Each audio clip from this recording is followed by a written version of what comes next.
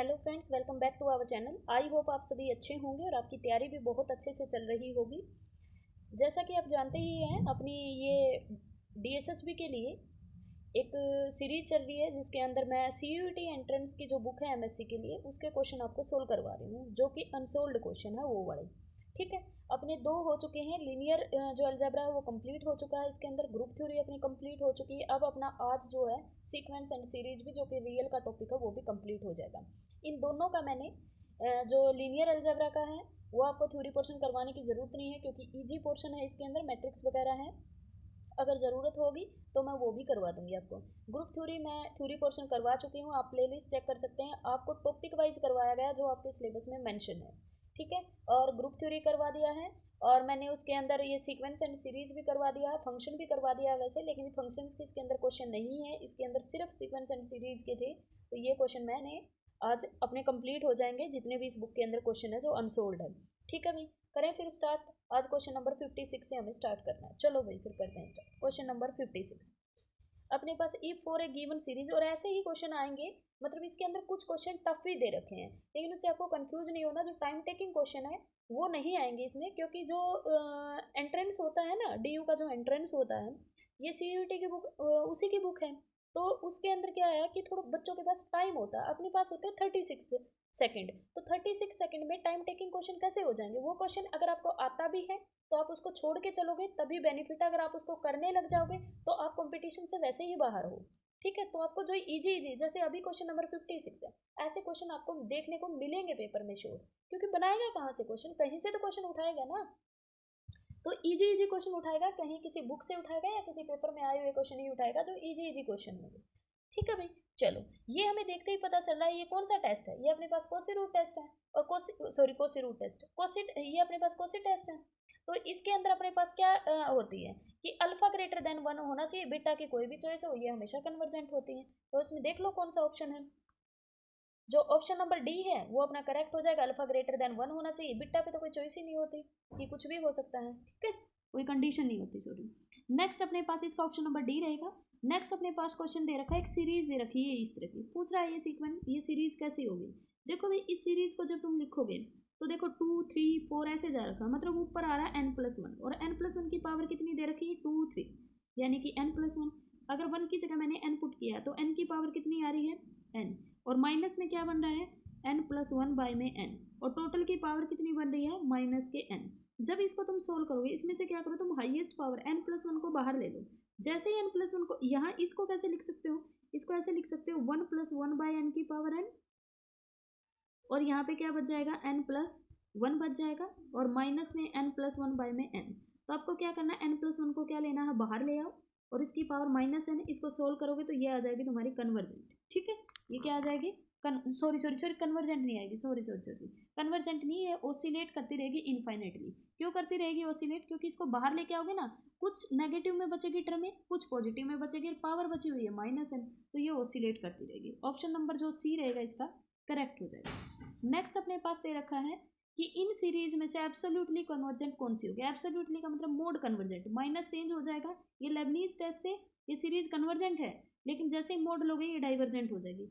अगर हमें पता 1/n की पावर p है, p की वैल्यू स्ट्रिक्टली ग्रेटर देन 1 होती तब सीरीज कन्वर्जेंट होती। इसका मोड लोगे, ये ग्रेटर देन 1 है तो ये हमेशा कन्वर्जेंट रहेगी। log 1 में log n की पावर p की वैल्यू ग्रेटर देन अपने पास 1 होनी चाहिए, तभी वो कन्वर्जेंट है। ठीक है, तो ऑप्शन नंबर जो डी रहेगा इसका करेक्ट हो जाएगा। नेक्स्ट अपने पास दे रखा है question number 1/n, m+1 m+2 m+n 1/n। आपको क्या करना है इसके अंदर? देखो भाई 1/n है ना, मैं इसको ये लिख लूँ, इसकी पावर n, टोटल की पावर 1/n, और इसको मैं अंदर ले जाती हूँ। फिर टोटल मैं ऐसे लिख लूँगी इसको m+1 m+2 and so on, और डिवाइडेड बाय में मैंने n की पावर n लिख लूँ और टोटल की पावर 1/n लिख लूँ, क्योंकि इसकी पावर तो थी, इसकी पावर 1/n से कैंसिल हो जाएगी। तो ये, तो मैंने ये प्रोडक्ट में लिखा हुआ, तो n तक पावर है तो मैं इसको ये लिख सकती हूँ, n n टाइम लिख सकती हूँ ना। तो पहले के नीचे पहला n लिख दिया, दूसरे के नीचे नेक्स्ट के नीचे दिस, दोनों साइड लोग ले लो आप, लोग लेके सोल्व करोगे तो ऑप्शन नंबर सी इसका करेक्ट हो जाएगा। 1/e आ जाएगा, सारा सब कुछ कैंसिल हो जाएगा, limit n tends to infinity लोगे 0 हो जाएगा। ठीक है भाई, ये एक ऐसा बनेगा इसके अंदर m बाय में n टाइप बनेगा। m by N time limit N tends to infinity रखते ना, ये टर्म खत्म हो जाएगी, जीरो हो जाएगी। तो ये है ना इंटीग्रेशन बन जाएगा 0 to 1 log ऑफ एक्स। ठीक है, इसका इंटीग्रेशन तुम्हें खोलना है और इसका जो भी फिर आंसर आएगा वो तुम्हारा क्या हो जाएगा, दोनों साइड log ले रखा, फिर e की पावर में लेके जाओगे इसको, तो वो तुम्हारे यहाँ पे बनेगा -1, इसको सोल्व करोगे -1 आ जाएगा। जैसे ही -1 आएगा फिर log लोगे तो e की पावर -1 1 बाय में e हो जाएगा। ऑप्शन नंबर सी इसका करेक्ट हो जाएगा। नेक्स्ट पूछा हुआ है ये सीरीज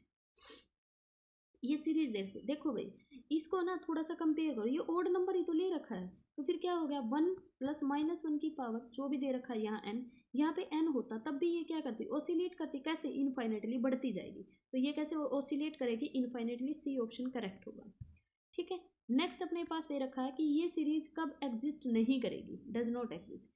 देखो भाई, ये अगर x की पावर 1 बाय n है, limit n tends to infinity, ये डज नॉट एग्जिस्ट आ जाए तो ये एग्जिस्ट नहीं करेगी, लेकिन कन्वर्स ट्रू नहीं है, इसका कन्वर्स ट्रू नहीं है। ऐसा हो सकता है कि ये एग्जिस्ट ना करे लेकिन ये एग्जिस्ट कर जाए, लेकिन ऐसा नहीं हो सकता कि ये डज नॉट एग्जिस्ट है तो फिर पक्का ये एग्जिस्ट नहीं करेगी। तो देख लो ऑप्शन नंबर सी इसका करेक्ट हो जाएगा, लेकिन कन्वर्स ट्रू नहीं है, मैं फिर बता रही हूँ।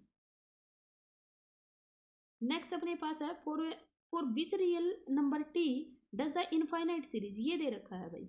तो देखो इसको क्या करोगे, रेशनलाइज करोगे तो क्या आ जाएगा, n+1 माइनस एन बाई में n की power t plus half, maximum value यहाँ पे कुछ बच जाएगा, मतलब 1 + 1 बाई एन का रूट प्लस में अपने पास क्या बच जाएगा, 1 बच जाएगा, ऐसा कुछ बच जाएगा। ठीक है, कुछ भी बचे, हमें तो हाईएस्ट पावर चाहिए, तो इसकी हाईएस्ट पावर कितनी आ गई, 1 t प्लस 1 बाई में 2, तो ये ग्रेटर देन 1 होनी चाहिए, तो t की वैल्यू ग्रेटर देन हाफ होनी चाहिए कन्वर्जेंट के लिए, यही पूछ रहा है ना।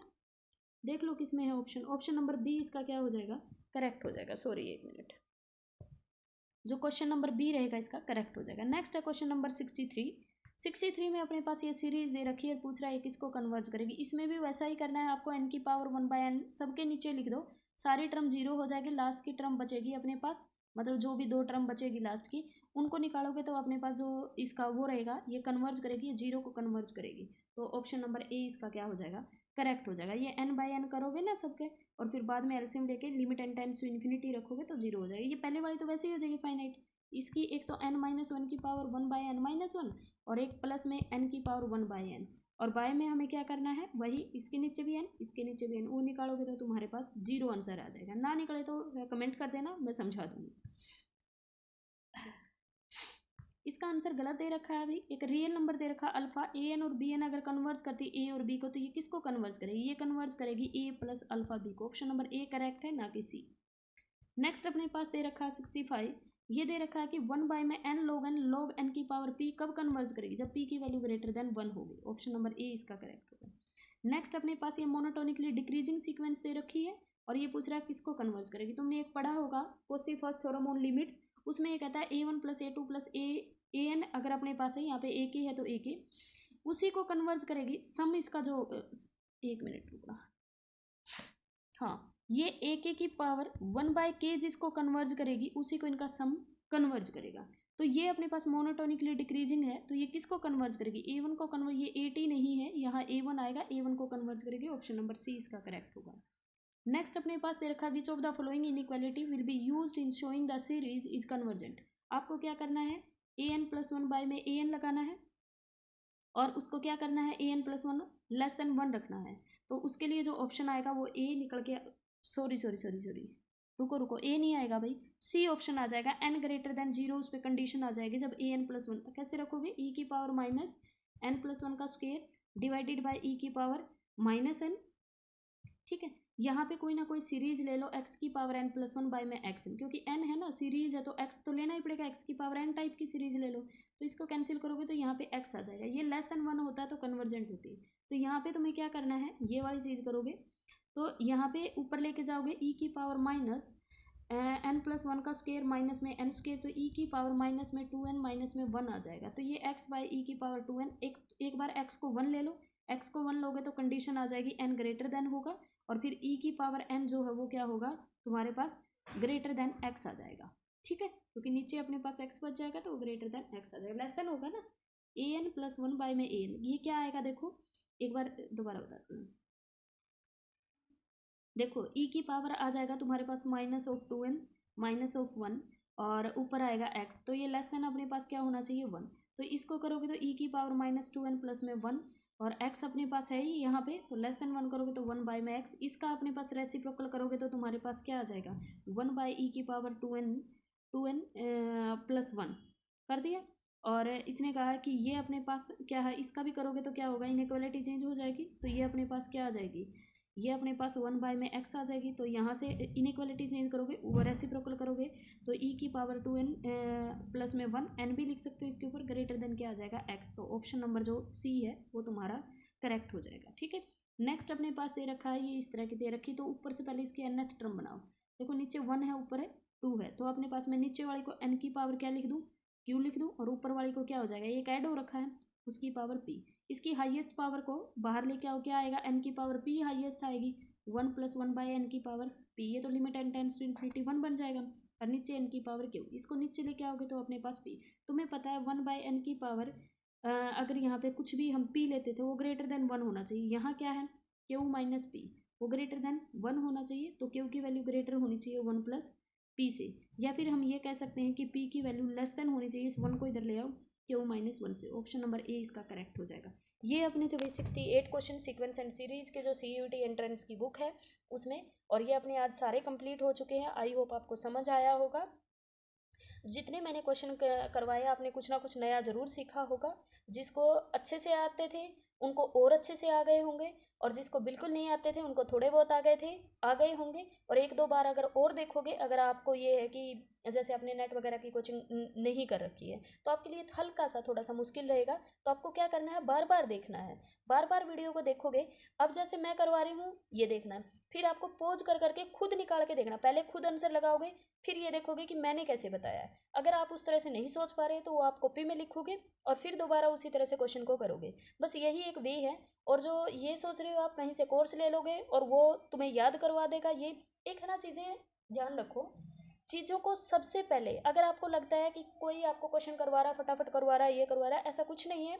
सबसे पहले अगर आपने कोचिंग वगैरह नहीं कर रखी कहीं पर भी, और ग्रेजुएशन में भी बहुत हल्का पढ़ रखा है, तो आपको सबसे पहले चीज़ें याद करनी पड़ेगी। याद करोगे, बार बार पढ़ोगे, उसके बाद चीज़ें समझ आने लगती हैं।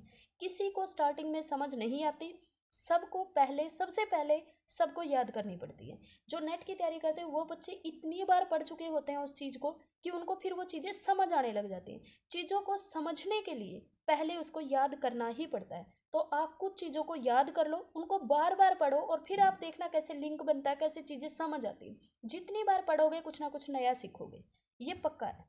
ठीक है भाई, चलो फिर मिलते हैं नेक्स्ट वीडियो में नेक्स्ट टॉपिक के साथ। देखते हैं कौन सा करवाएंगे टॉपिक। Bye bye.